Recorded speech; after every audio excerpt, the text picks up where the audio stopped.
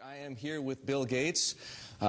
We know him from Microsoft. We now know him for the Bill and Melinda Gates Foundation. Bill, it's great to see you.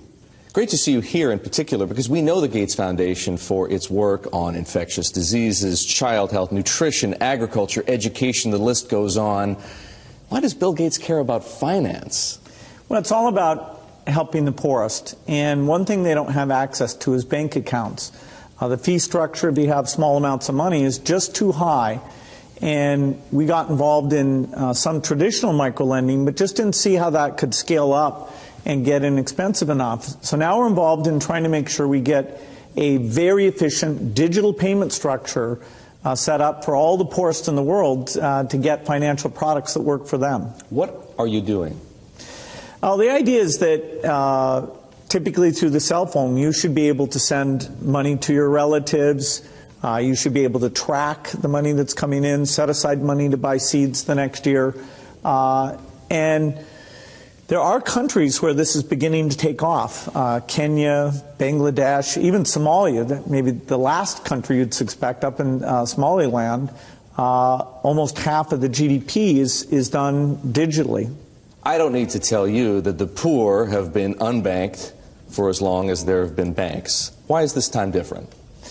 Well, it's really the digital revolution. The poorest have bought cows, stored gold, put currency under their mattress, but they are getting cell phones. And the cell phone capability of identifying who's using the cell phone, letting you look at your spending patterns, that's going to be common sense.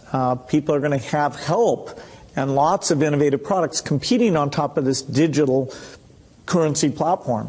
So if technology, mobile phones for example, digital money, helps to increase access to financial services at the same time as it lowers the cost of delivery, why is philanthropy needed?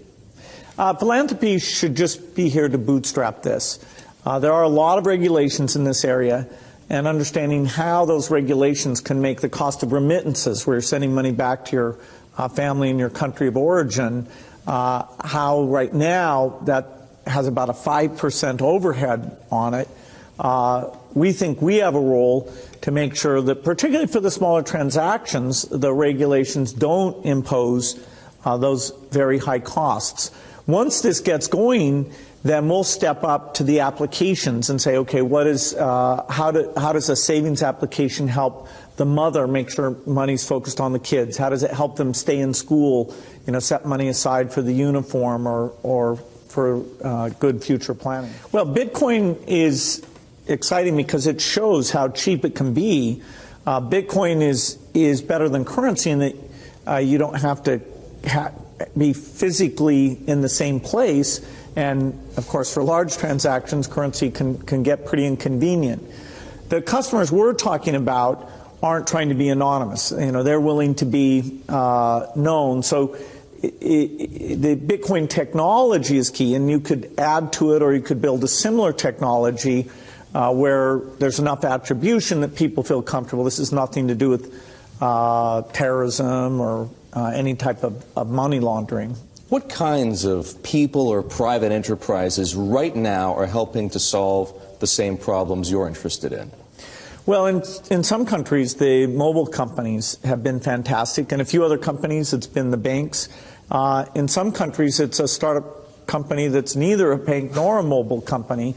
In Bangladesh, the bKash offering runs across any phone, and they've gotten the regulations so that they have a product that we think will get very, very pervasive. So entrepreneurs are there. The enablement this creates, if you want to put in, say, electricity in a city, collecting your bills is one of the reasons why the underspending of infrastructure in these areas is a real thing holding back the economy. You mentioned banks. Are the legacy institutions, for the most part, banks, credit card companies, payment processors, friend or foe? Many of them want to have these additional customers, but they have to embrace the idea that the fees are going to be a lot lower. And so they have to find a way to service these new customers. Now, that means these customers aren't going to be coming into their branches. and they can charge a higher fee when you want to actually cash out. But if it's a pure digital transaction, then you should be paying less than 1% to move that money from you to a merchant or from you to a friend, even with meeting all the regulatory requirements.